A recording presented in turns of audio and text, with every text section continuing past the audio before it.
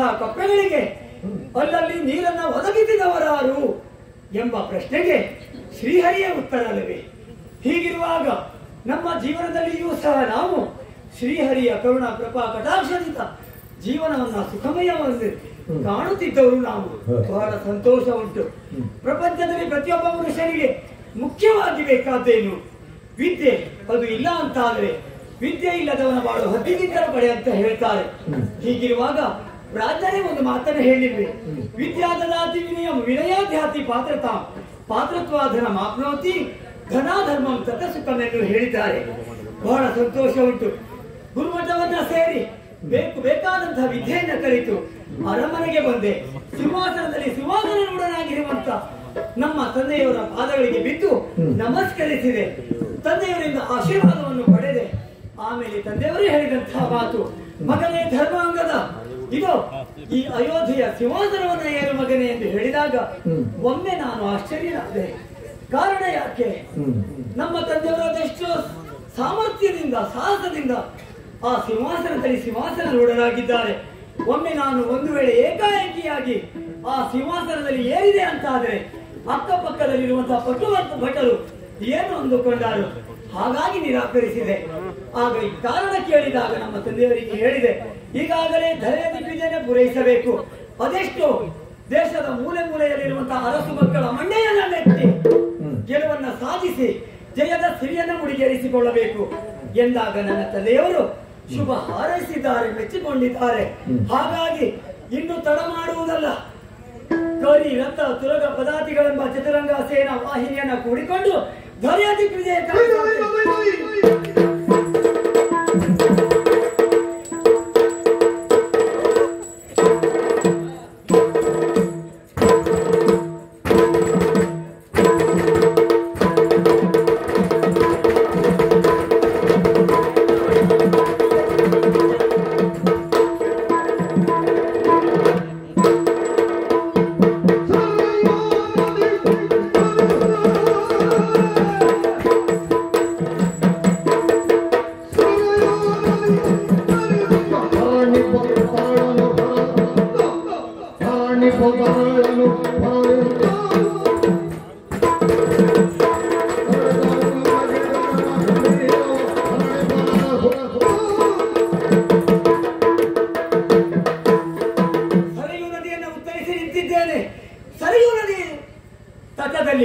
ಅದೆಷ್ಟು ಮಹತ್ತರವಾದಂತಹ ಯೂಪ ಸ್ತಂಭಗಳನ್ನ ಕಾಣ್ತಾ ಇದ್ದೇನೆ. ಓಹೋ, ಆ ಯೂಪ ಸ್ತಂಭಗಳನ್ನು ಕಂಡಾಗ ಹಿಂದೆ ಪೂರ್ವಜರು ಮಾಡಿದಂತಹ ಯಜ್ಞ ಯಾಗಾದಿಗಳ ಸಂಕೇತವೋ ಎಂಬಂತೆ ನನಗೆ ಅನ್ನಿಸ್ತಾ ಉಂಟು. ಆಹಾ, ಆದರೆ ಈಗಾಗಲೇ ಅದೆಷ್ಟು ಅಂಗ ಕಳಿಂಗ ವಂಗ ಅದೆಷ್ಟು ದೇಶಗಳಿಗೆ ಹೋಗಿ ಜಯವನ್ನ ಸಾಧಿಸಿದ್ದೇನೆ. ಅಷ್ಟೇ ಮಾತ್ರವಲ್ಲ, ಕೆಲವರು ಪ್ರೀತಿ ನನ್ನ ಕಾಲಿಗೆ ಬಿದ್ದು ನಮಸ್ಕರಿಸಿಕೊಂಡಿದ್ದಾರೆ. ಅವರಿಗೆ ಅಭಯವನ್ನು ನೀಡಿದ್ದೇನೆ. ಮಾಲೆ ತೊರೆಯಿದ್ದವರಿಗೆ ನನ್ನ ಸಾಮರ್ಥ್ಯ ಏನೆಂದು ತೋರಿಸಿದ್ದೇನೆ. ಹಾಗೆಯೇ ಈಗಾಗಲೇ ನಮ್ಮವರಿಗೆ ಅಲ್ಲಲ್ಲಿ ವಿಶ್ರಾಂತಿ ಪಡೆಯಲು ಹೇಳಿದ್ದೇನೆ. ಈಗ ಸ್ವಲ್ಪ ಯೋಚನೆ ಮಾಡಬೇಕು.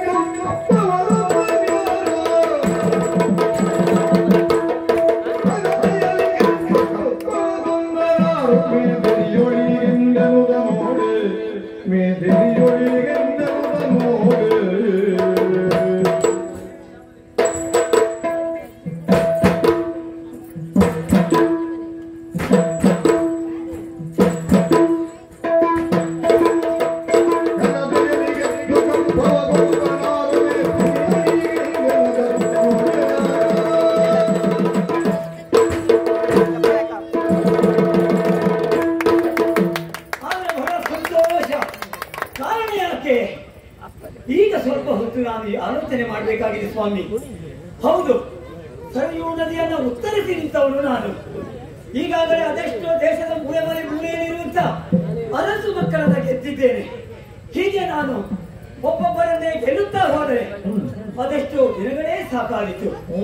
ಅಷ್ಟೇ ಮಾತ್ರವಲ್ಲ, ನನ್ನ ಆಸೆಯನ್ನು ಕಿರಿದಾದ ಸಮಯದಲ್ಲಿ ಹಿರಿದಾದ ಸಾಧನೆಯನ್ನ ಮಾಡಬೇಕು. ಹಿರಿದು ಸಮಯದಲ್ಲಿ ಕಿರಿದಾದ ಸಾಧನೆ ಬೇಡ. ಕಿರಿದಾದ ಸಮಯದಲ್ಲಿ ಹಿರಿದಾದ ಸಾಧನೆಯನ್ನು ಮಾಡಿ ನಮ್ಮ ತಂದೆಯವರ ಮೆಚ್ಚುಗೆಗೆ ಪಾತ್ರನಾಗಬೇಕು. ಹಾಗಾಗಿ ಏನ್ ಮಾಡ್ಬೇಕು ಅಂದಾಗ ನನ್ನ ತಲೆಗೆ ತೋಚಿದ್ದು ಹೀಗೆ.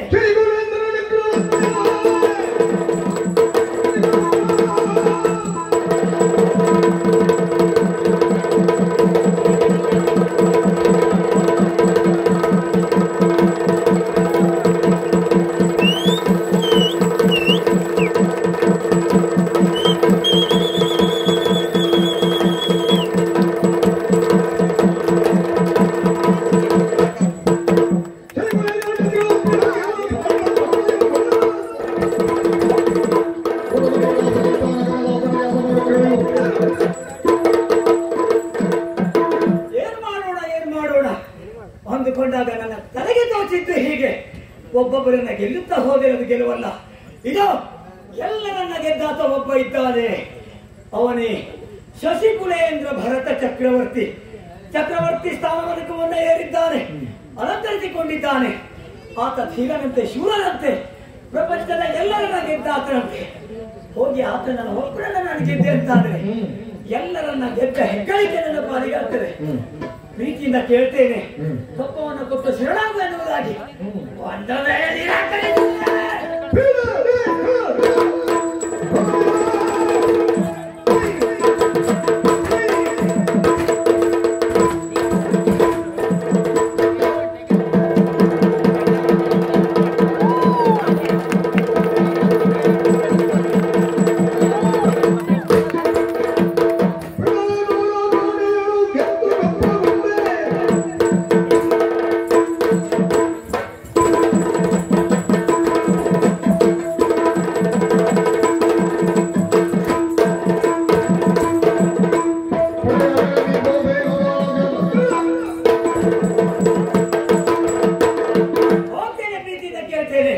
ಒಂದು ವೇಳೆ ನಿರಾಕರಿಸಿದರೆ ಆತನ ಹೆಡೆ ಗುರಿಯನ್ನ ಕಟ್ಟಿ ಆತನನ್ನ ರಣಕ್ಷೇತ್ರದಲ್ಲಿ ಸೋಲಿಸಿ ಆತನಿಂದ ಕಪ್ಪವನ್ನು ಪಡೆಯುತ್ತೇನೆ. ಇನ್ನು ತಡ ಮಾಡುವುದಲ್ಲ, ನೇರವಾಗಿ ಸಕಲ ಸೇನೆಯನ್ನು ಕೂಡಿಕೊಂಡು ಪ್ರತಿಷ್ಠಾನ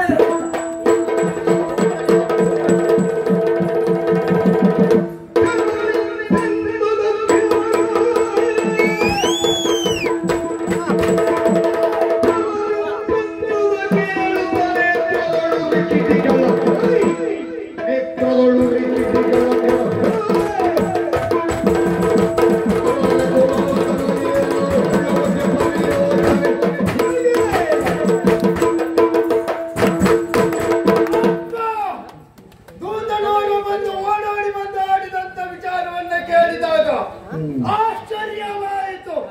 ಆಡಿದಂತ ಮಾತೇನು? ಹುಡುಗನವರು ಬಂದು ಬಲೆಯ ದಿಗ್ವಿಜಯಕ್ಕಾಗಿ ನಮ್ಮ ಪುಲವನ್ನ ಸೇರಿದ್ದಾನೆಂಬ ಹಾಗೆ ಆಗಿದ್ದೆ. ಆ ಹುಡುಗ ಬಂದದ್ದೇ ಹೇಗಾಯಿತು? ಹೆಳವನೊಬ್ಬ ಕುಲಾಚಲ ಪರ್ವತವನ್ನ ಏರ್ತೇನೆ ಎನ್ನುವ ಹಾಗಾಯಿತು. ಅದಕ್ಕಾಗಿ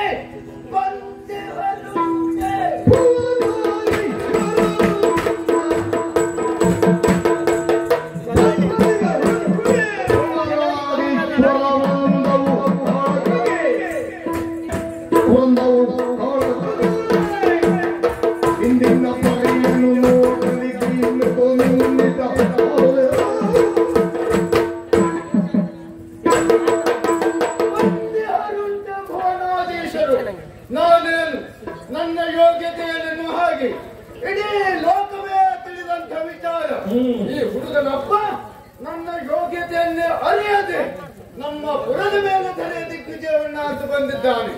ಅದಕ್ಕಾಗಿ ಬಲ್ಲಿರ ಪುಟ್ಟಪ್ಪ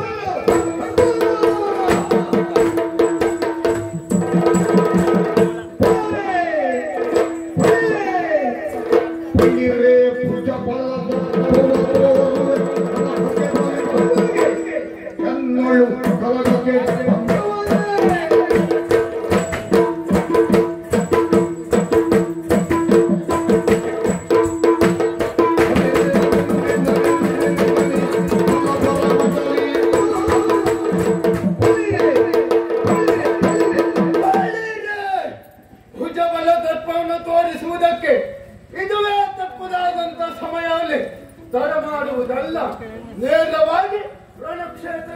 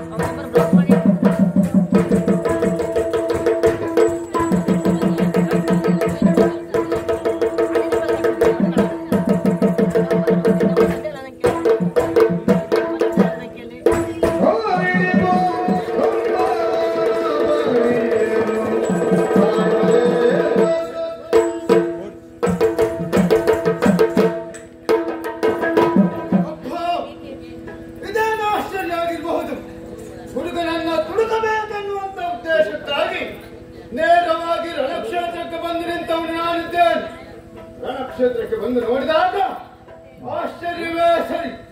ಹುಡುಗ ಮಣಿಮಯ ರಥವನ್ನ ಏರಿ ಬರ್ತಾ ಇದ್ದಾನೆ. ಸಾಗರ ದ್ರೌಪದಿಯಲ್ಲಿ ಸೇನೆಯನ್ನು ಕೂಡಿಕೊಂಡಿದ್ದಾನೆಂತಾನೆ. ಈತನೋರ್ವ ರಾಜಕುಮಾರನೇ ಎನ್ನುವುದರಲ್ಲಿ ಅನುಮಾನವೇ. ನನ್ನಲ್ಲಿ ಆಲೋಚನೆ ಮಾಡುವುದು ಸರಿಯಲ್ಲ. ಈತನ ಕುರಿತಾಗಿ ಒಂದಿಷ್ಟು ತಿಳಿದುಕೊಳ್ಳಬೇಕೆನ್ನುವಂತ ಆಸೆ ತಾನೆ. ಅದಕ್ಕಾಗಿ ಅವನಲ್ಲಿಯೇ ಪ್ರಶ್ನೆ ಮಾಡಿದ್ರೆ ಹೇಗೆ? ಓ ಹುಡುಗ,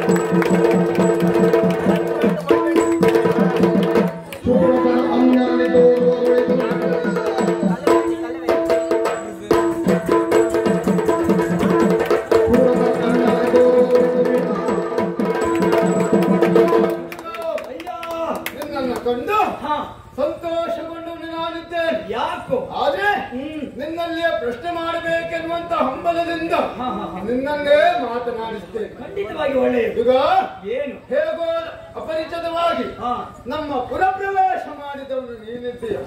ಆಗಲಿ ಏನು ಅಪರಿಚಿತ ವ್ಯಕ್ತಿಗಳು ಯಾರೇ ಎದುರಾಗಿ ಬಂದರೂ ಕೂಡ ಪರಿಚಯವನ್ನ ಕೇಳಲು ತಪ್ಪೇನಿಲ್ಲ. ಖಂಡಿತವಾಗಿ ಇಲ್ವೇ ಇಲ್ಲ. ಅಯ್ಯ ಹುಡುಗ ಏನಯ್ಯ ನೀನ್ ಯಾರು?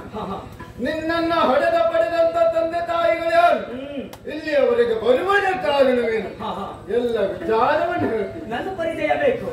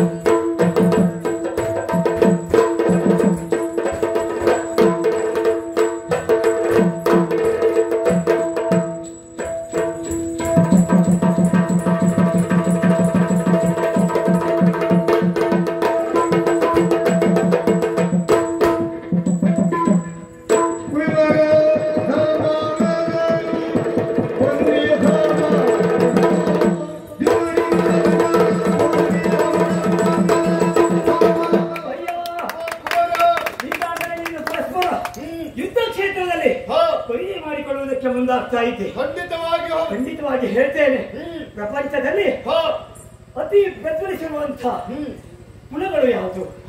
ಸೂರ್ಯಕುಲ ಹಾಗೂ ಚಂದ್ರಕುಲ ಎನ್ನುವುದಾಗಿ ಸೂರ್ಯಕುಲದ ಈಗಾಗಲೇ ಸೂರ್ಯಕುಲ ನಮ್ಮದು.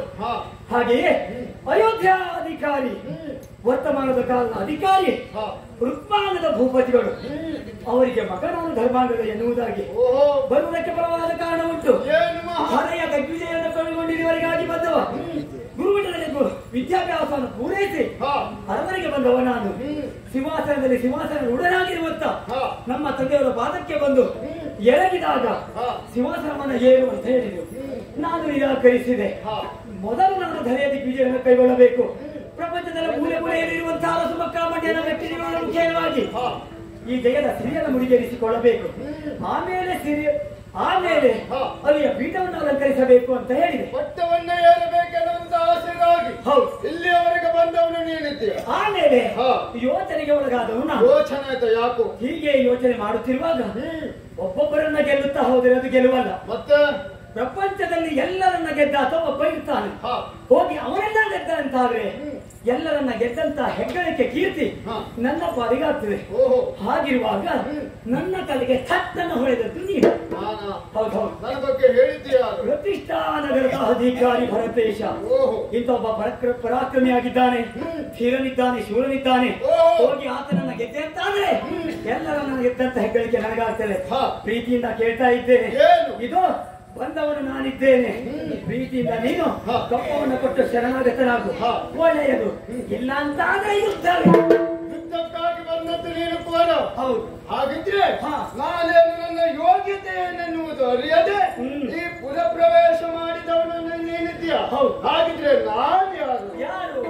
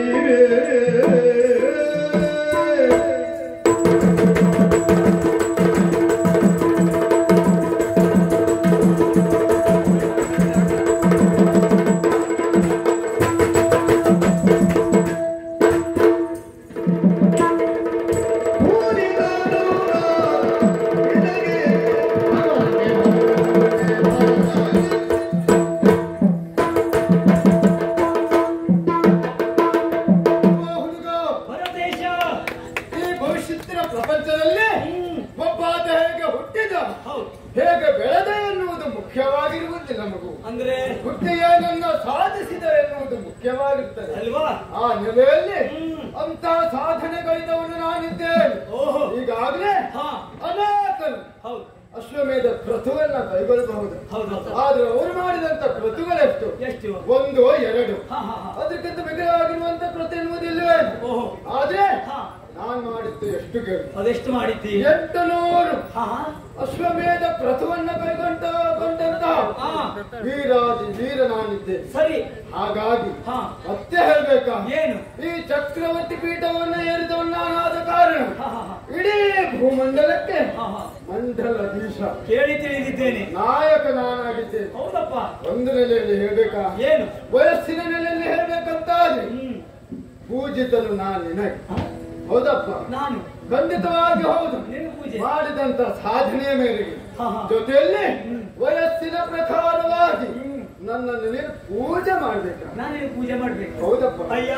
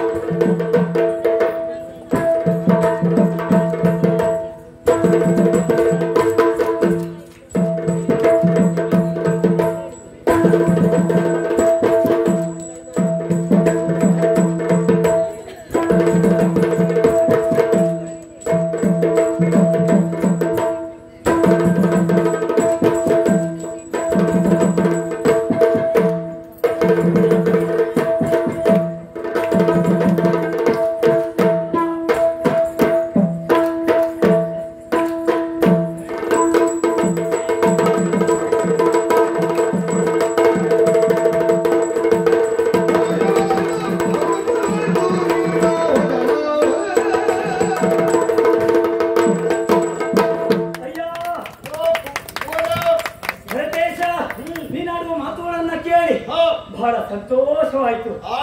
ನನ್ನ ಮನಸ್ಸಿಗೆ ನೆಮ್ಮದಿ ಆಯಿತು. ಯಾಕೋ? ಹೌದಪ್ಪ, ನೀನೇನು ಹೇಳಿದೆ? ಯೋಗ್ಯತೆಯಲ್ಲೂ ಹೌದು, ವಯಸ್ಸಿನ ಪ್ರಕಾರದಲ್ಲೂ ಆಗಿರ್ಬೋದು. ನಾನು ನಿನಗೆ ಪೂಜಿತನಾಗಿದ್ದೇನೆ.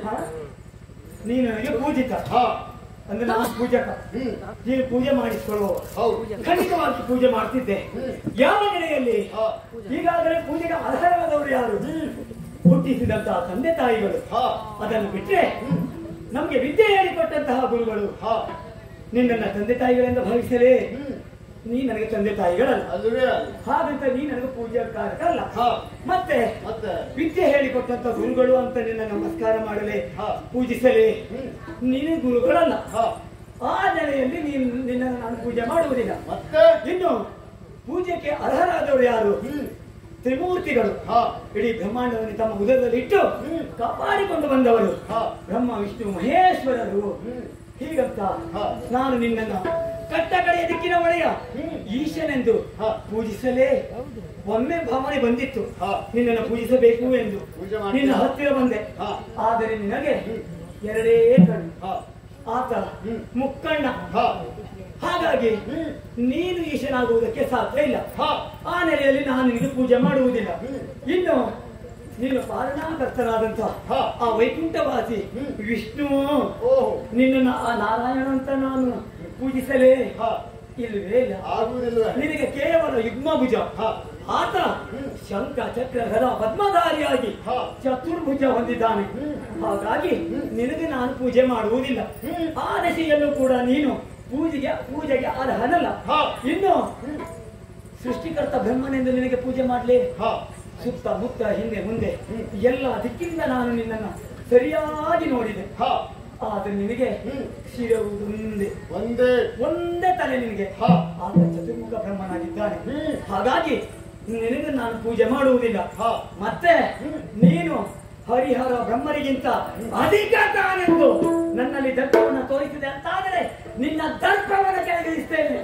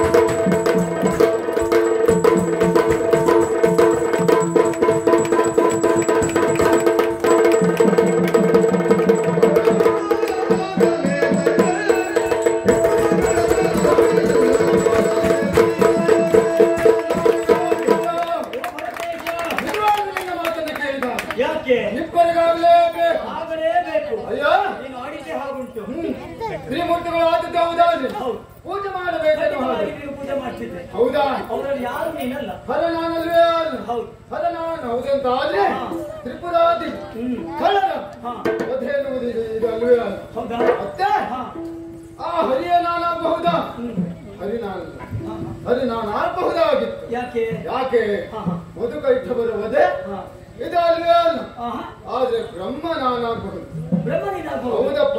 ಹೇಗೆ? ಯಾವ ನೆಲೆಯಲ್ಲಿ ಕೇಳು. ಯಾವ ನೆಲೆಯಲ್ಲಿ? ನಿನ್ನೊಡನೆ ಯುದ್ಧವನ್ನ ಮಾಡ್ತೇನೆ. ಯುದ್ಧದಲ್ಲಿ ನಿನ್ನನ್ನ ಸೋಲಿಸಿ ಆ ಮುಖೇನವಾಗಿ ನಿನ್ನ ಎದುರಾಳಿ ಬ್ರಹ್ಮನಾಗಬಹುದು.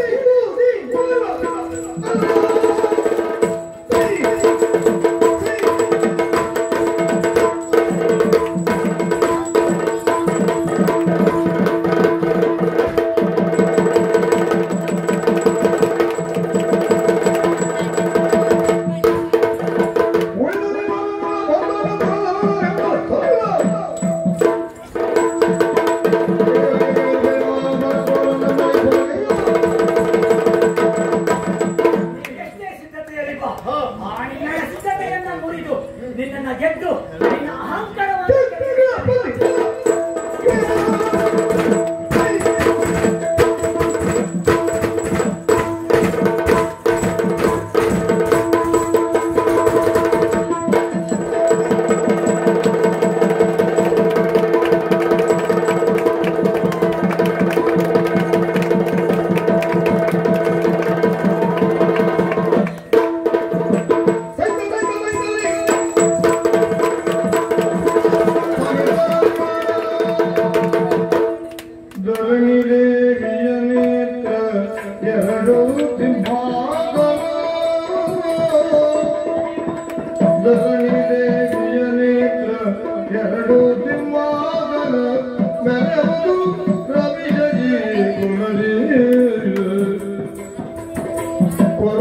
ಆಗಲು ಮಾರದಿದರೋಟು ಸಮವೆಂದು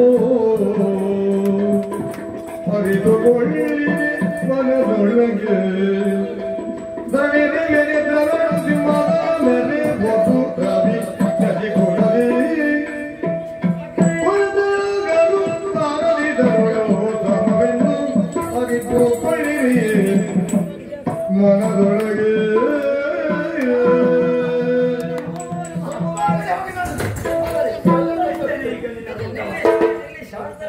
ಶಾಂತರಾಗಬೇಕು. ಅಪ್ಪ ನಿಮ್ಮಿಬ್ಬರ ಪರಾಕ್ರಮವೇ ನೀನು ಬಿಡುವುದಿಲ್ಲ ಅಂತೇಳಿ ಅವ ನಾನು ಸೋಲುವುದಿಲ್ಲ ಅಂತೇಳಿ ಅವ ಎಷ್ಟೇ ಪ್ರಯತ್ನ ಮಾಡಿದ್ರು ಅವನನ್ನೊಂದು ಸೋಲಿಸಲಿಕ್ಕೆ ಆಗುವುದಿಲ್ಲ. ಮತ್ತೆ ಅವನಲ್ಲಿ ಕೇಳ್ತೇನೆ ನಿನ್ನನ್ನು ಸೋಲಿಸಲಿಕ್ಕೆ ಆಗುವುದೇ. ಯಾರು ನೀವು? ಒಬ್ಬಾತ ಸೂರ್ಯವಂಶೀಯನಾದ್ರೆ ಮತ್ತೊಬ್ಬ ಚಂದ್ರವಂಶ. ಸೂರ್ಯವಂಶ ಹಾಗೂ ಚಂದ್ರವಂಶ ಅಂತ ಹೇಳಿದ್ರೆ ಈ ಧರಣಿ ದೇವಿಯ ಎರಡು ನೇತ್ರಗಳಿದ್ದ ಹಾಗೆ ಈ ಮೊದಲಿನಿಂದಲೂ ಸ್ನೇಹಿತರಾಗಿಯೇ ಬಾಳಿಕೊಂಡು ಬಂದವರು ನೀವಿಬ್ಬರು ಈಗ ಸಮರಕ್ಕೆ ಮುಂದಾಗಿದ್ದೀರಿ ಅಂತಾದ್ರೆ ಸಮರ ಸಲ್ಲದು. ಶಾಂತರಾಗಬೇಕು. ಆಗಲಿ ದೇವ, ನಿಮ್ಮ ಮಾತಿನಂತೆ ಶಾಂತರಾದವರು ನಾವಿದ್ದೇವೆ. ಆದ್ರೂ ಯಾವ ರೀತಿಯಾಗಿ ಸಂಬಂಧವನ್ನ ಕಲ್ಪಿಸಬೇಕು?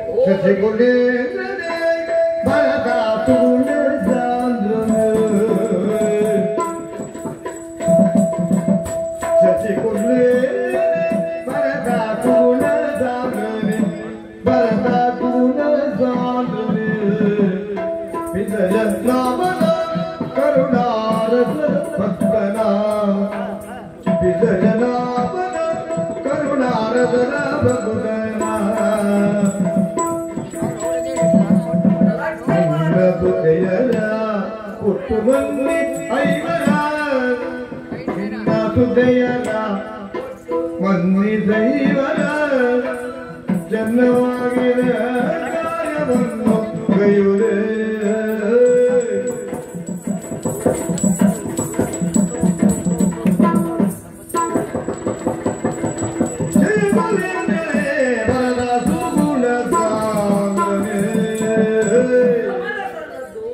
ನೀವಿಬ್ಬರು ಸಂಬಂಧಿಗಳಾಗಬೇಕು. ಯಾವ ನೆಲೆಯಲ್ಲಿ? ಓ ಶಶಿಕುಲೇಂದ್ರನೇ, ಸಂಬಂಧಿಗಳಾಗಬೇಕು ಅಂತಾದ್ರೆ ಹೇಗೆ? ದುರಕಾರಿಯಾದ ಇಲ್ಲಿಯವರೆಗಾಗಿ ಬಂದಿದ್ದಾನೆ. ಆತನನ್ನು ನಿನ್ನ ಅಳಿಯನಾಗಿಸಿಕೊಳ್ಳಬೇಕು. 5 ಮಂದಿ ಹೆಣ್ಣು ಮಕ್ಕಳು ನಿನಗೆ. ಆ 5 ಮಂದಿ ಹೆಣ್ಣು ಮಕ್ಕಳನ್ನ ಈತನಿಗೆ ನೀನು ಕೊಟ್ಟು ಮದುವೆ ಮಾಡಿಸಿದ್ದೆ ಹೋಗು ಅಂತಾದ್ರೆ ಆ ಶ್ರೀಹರಿಯ ಅನುಗ್ರಹ ಸದಾ ನಿಮ್ಮ ಮೇಲಿರುತ್ತದೆ. ಹೌದು. ಹಾಗಾದ್ರೆ ನಿಮ್ಮ ಮಾತನ್ನ ಕೇಳಿ ಈಗಾಗಲೇ ಸಂತೋಷಗೊಂಡವನು ನಾನಿದ್ದೇನೆ. ಎಂದಿಗೂ ಲೋಕದ ಒಳಿತನ್ನೇ ಬಯಸುವವರು ತಾವಲ್ಲೇ. ನೀವು ಹೇಳಿದ ಮೇಲೆ ಕಥೆ ಮುಗಿದ ಹಾಗೆ ನನ್ನ 5 ತಲೆಯರನ್ನ ಅವನಿಗೆ ಕೊಡ್ತೇನೆ. ಆದ್ರೆ ಅವನ ಅಭಿಪ್ರಾಯ ಹೇಗೆ? ಅವನಿಗೆ ವಿಚಾರ ನಾನು ಮುಟ್ಟಿಸ್ತೇನೆ. ಅಯ್ಯ ಆತ ಏನು ಸಾಮಾನ್ಯದವಲ್ಲ, ಅಸಾಮಾನ್ಯನೇ ಇದ್ದಾನೆ, ಚಕ್ರವರ್ತಿ ಇದ್ದಾನೆ. ಆತನ 5 ಮಂದಿ ಹೆಣ್ಣು ಮಕ್ಕಳನ್ನು ನೀನು ಮದುವೆ ಆಗಬೇಕು. ನಾನು ಹೇಳಿದಾಗೆ ನೀವಿಬ್ಬರು ಕೇಳ್ತೀರಿ ಅಂತಾಯ್ತು. ಆಗಲಿ ಶುರುವಾಗಲಿ.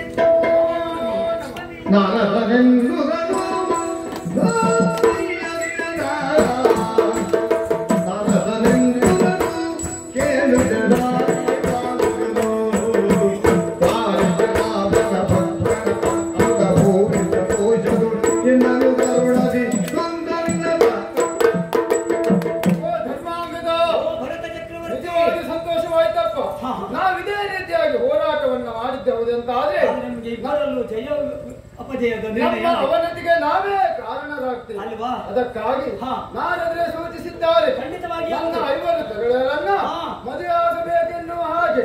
ಇದಕ್ಕೆ ನಿಮ್ಮ ಅಭಿಪ್ರಾಯ? ಭರತ ಚಕ್ರವರ್ತಿ, ಖಂಡಿತವಾಗಿ ನಿನ್ನ 5 ಹೆಣ್ಣು ಮಕ್ಕಳನ್ನು ನಾನು ಮದುವೆ ಆಗ್ತೇನೆ.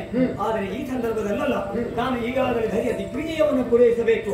ಹಾಗಂತ ಎಲ್ಲವನ್ನ ಪೂರೈಸಿದ ಬಳಿಕ ಅರಮನೆಗೆ ಬರ್ತೇನೆ. ನನ್ನ ತಂದೆಯವರಲ್ಲಿ ಈ ವಿಚಾರವನ್ನ ಹೇಳಿ ಆಮೇಲೆ ದಿಬ್ಬಣವನ್ನ ಕೂಡಿಕೊಂಡು ಬಂದು ನಿಮ್ಮ ಹೆಣ್ಣು ಮಕ್ಕಳನ್ನು ನಾನು ಮದುವೆ ಆಗ್ತೇನೆ. ಆಗಲಿ ಅಂತೆ. ಸರಿ, ನಿನ್ನ ನಿರೀಕ್ಷೆಯಲ್ಲಿ ನಾನು